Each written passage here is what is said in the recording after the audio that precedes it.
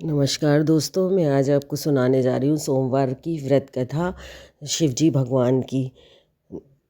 एक भोला नाम का व्यक्ति था। वह दूध बेचा करता था। उसके पास 2 भैंसें थीं। परंतु वो शिवजी का बहुत अच्छा भक्त था और रोज़ जो दूध बेचने के बाद उसको जो भी दूध बचता था वह जा कर के शिवजी के मंदिर में चढ़ा आता था। एक दिन उसका पंडित जी ने कहा, देखो भोला, तुम इतना सारा दूध शिवजी पर रोज़ चढ़ाते हो।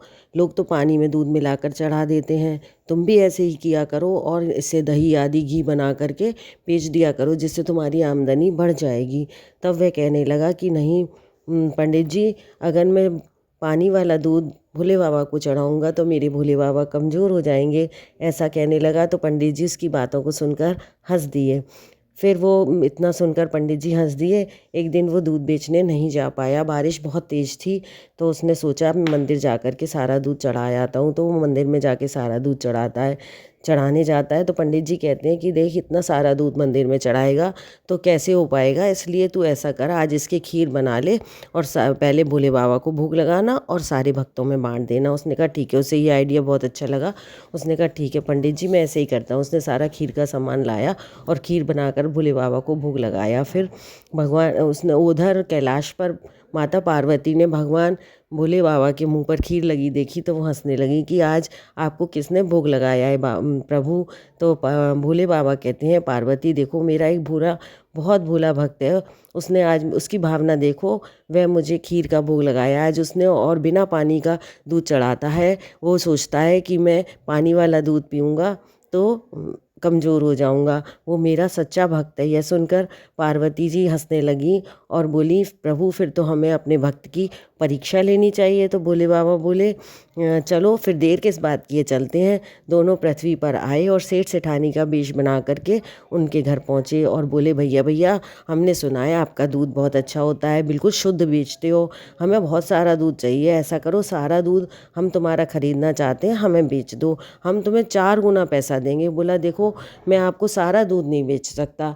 तो बोले, क्यों? कि मैं सारा दूध नहीं बेचूंगा, क्योंकि मैं बचा हुआ दूध अपने भोले बाबा को चढ़ाता हूँ। तो वो बोले, नहीं, हमें तो सारा ही दूध चाहिए। उन्होंने कहा, नहीं, मैं अपने भोले बाबा का चढ़ाने का निकाल लेता हूँ, फिर मैं आपको दे दूँगा। उन्होंने कहा, नहीं, हमें तो सारा चाहिए। तो उन्होंने कहा कि नहीं, मैं सारा नहीं दे पाऊँगा। तो वो बोले, चलो भाग्यवान, दूसरी जगह चलते हैं, हम कहीं और से ले लेंगे। ये तो बड़ा शिव भक्त जान पड़ता है। शिव जी बोले, चलो पार्वती। तो दोनों चले जाते हैं। अब वो आगे जाके सोचते हैं, कहते हैं कि ऐसे इसकी परीक्षा तो हमें किसी और तरीके से लेनी पड़ेगी। तब पार्वती जी और भोले बाबा जाकर के गरीब ब्राह्मण ब्राह्मणी का वेश बना करके मंदिर की सीढ़ियों पर जाकर बैठ जाते हैं। इधर भोला जब अपना दूध और खीर का भोग लगाने आता है तो वो देखता है, वो दोनों उसको देख करके रोने लगते हैं।